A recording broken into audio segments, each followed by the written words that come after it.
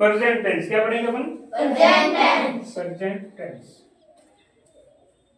वर्तमान काल। क्या होता है प्रेजेंट टेंस? वर्तमान काल। वर्तमान काल। प्रेजेंट टेंस का मतलब वर्तमान काल।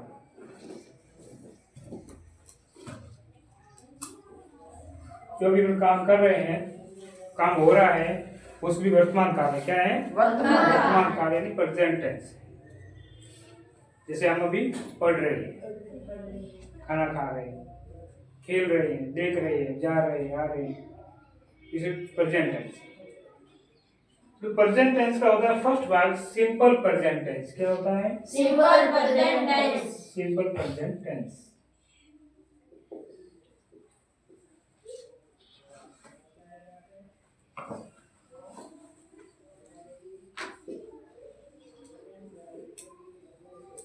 Simple present tense. साधारण वर्तमान काल। सिंपल प्रेजेंट टेंस होता है साधारण वर्तमान काल, जिसके हेल्पिंग वर्ब याद रखना है आपको। डू या डज होगी। क्या होगी? डू या डज। डू या डज। डू डू या डूएस डज। ये इसकी है हेल्पिंग वर्ब है। क्या है? Helping verb. Helping verb. तो टेंस को हेल्पिंग वर्ब के बिना आप पहचान नहीं सकते। टेंस को हेल्पिंग वर्ब के बिना समझ नहीं सकते। तो हेल्पिंग वर्ब से डू या डज। समझना है, सभी दिमाग में रखना है। ठीक है ना? दूसरी बात है, अब हिंदी वाक्य में जो पहचान है इसकी क्या होता है पता है? ता है, ती है, ता है, ती है, ते है, ते है, ता हूँ। ता है, ती है, ते है, ता हूँ। ये इसके हिंदी वाक्य बनते हैं, उसकी पहचान होगी। सिंपल प्रेजेंट टेंस, डू या डज हेल्पिंग वर्ब होगी। अब इसका फॉर्मूला जो है, इसका फॉर्मूला देखेंगे। क्या देखेंगे? फॉर्मूला। क्या चल रहा है ना? हाँ, अब हम इसका फॉर्मूला बनाएंगे। क्या देखेंगे? फॉर्मूला। हम इसके ऊपर एक अंगुली टच करिए, इससे दिखेगा, बस खाली टच कर बोलते हैं। हाँ, फॉर्मूला। क्या देखेंगे? फॉर्मूला। सबसे जरूरी है फॉर्मूला है। क्या है? फॉर्मूला जिसे कहते हैं सूत्र। क्या कहते हैं? सूत्र। फॉर्मूला बहुत जरूरी है। सूत्र के सिवाय आप कहीं समझ नहीं पाओगे। वाक्य को सही तरीके से बनाने के लिए कि वाक्य बनाने कोई गलती नहीं हो, वो आपको देखोगे फॉर्मूले से सही होगा। ठीक है? तो आपने देख लिया, डू या डज इसकी हेल्पिंग वर्ब है। ता है, ती है, ते, ये सब लगेंगे हिंदी वाक्य में। ठीक है? और क्या पालन कर रहा?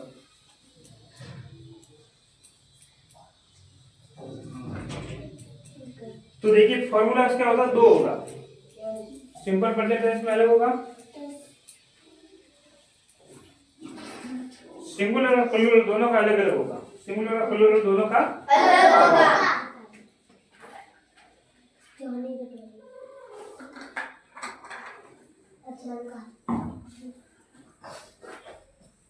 तो पहले लिखते हैं सिंगुलर का।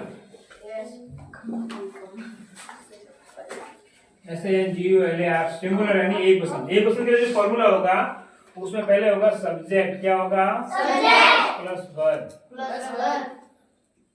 सेंटेंस बनाने के लिए, वाक्य बनाने के लिए दो सिर्फ जरूरी है। पहला है सब्जेक्ट और फिर है वर्ब। ऑब्जेक्ट नहीं लगाएंगे तो फिर भी वाक्य बन जाता है। तो सब्जेक्ट और वर्ब जरूरी है, साथ में ऑब्जेक्ट लगेगा। क्या लगेगा? और जैसे ही हम सिंगुलर का बनाएंगे, सिंपल प्रेजेंट टेंस का सिंगुलर सेंटेंस का फॉर्मूला बनाएंगे, तो वर्ब के साथ में वर्ब में एस या ईएस जोड़ना पड़ेगा। तब वर्ब जाके सिंगुलर बनेगी। तब वर्ब सिंगुलर बनेगी और फिर आएगा ऑब्जेक्ट और फुल स्टॉप। शॉर्ट में ये आपका सेंटेंस का फॉर्मूला तैयार हो गया। सब्जेक्ट, वर्ब में एस के ईएस लगेंगे, ऑब्जेक्ट लगेंगे, फुल स्टॉप। ये हो गया शॉर्ट रूप से। इसका वाक्य बना सकते हैं बिल्कुल। सब्जेक्ट जैसे सिंगुलर में होगा तो वह जाता है,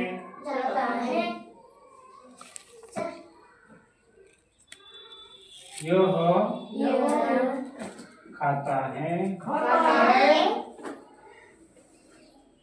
राम पीता है। बोलता है। रमेश पीता है। हाँ ठीक है, ऐसे बहुत सारे बना सकते हैं आप। तो जैसे वह क्या था, वह के लिए ही, सब्जेक्ट आ गया ही, हाँ वर्ब आएगा गो और साथ में ये से दे रहा गोस, ही गोस, ही गोस इज वह जाता है, ये खाता है, it it's, it it's, Ram बोलता है, Ram speak, Ram speak, Ram speak, Ram बोलता है। अब प्लूरल बनाते हैं तो हम दौड़ते हैं, हम दौड़ते हैं,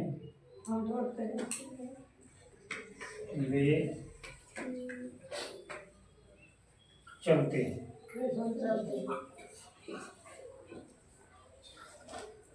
हम वी आएगा, ध्यान रखना, वी के साथ हम दौड़ते हैं, रन, वी रन, क्या आएगा, वी रन, एस नहीं आएगा क्योंकि प्लूरल है, ये सिंगुलर के लिए एस आता है, ये प्लूरल है। तो इस प्लूरल का भाव से आपको फॉर्मूला बता देते हैं। देखो प्लूरल के लिए क्या होगा, subject plus verb plus object only for, फिर ये होगा इसका प्लूरल का formula, subject verb object, simple. तो सब्जेक्ट वर्ब आ गया, वी रन, हम दौड़ते हैं, वे चलते हैं, they walk, WALK walk, they walk, वे चलते हैं। समझ में आ रहा है?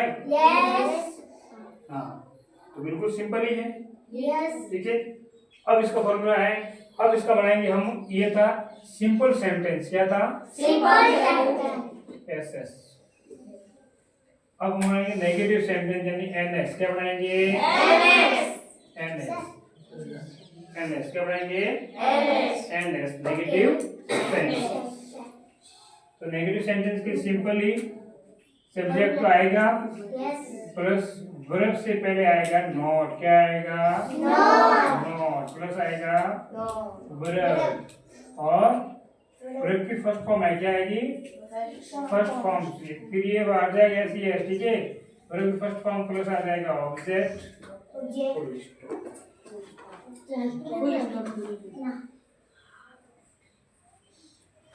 ठीक है। वापस बना दे इसको, subject helping verb not, verb की फर्स्ट फॉर्म ऑब्जेक्ट। तो पहले इसे वह जाता है, वाक्य है वह जाता है। अब इसको नेगेटिव बनाएंगे तो ही, सब्जेक्ट तो क्या आएगा, ही। अब ही के साथ में हमें लगाना है हेल्पिंग वर्ब, क्या लगानी है, और हमारी हेल्पिंग वर्ब क्या है, डज। ही के साथ में क्या आएगा,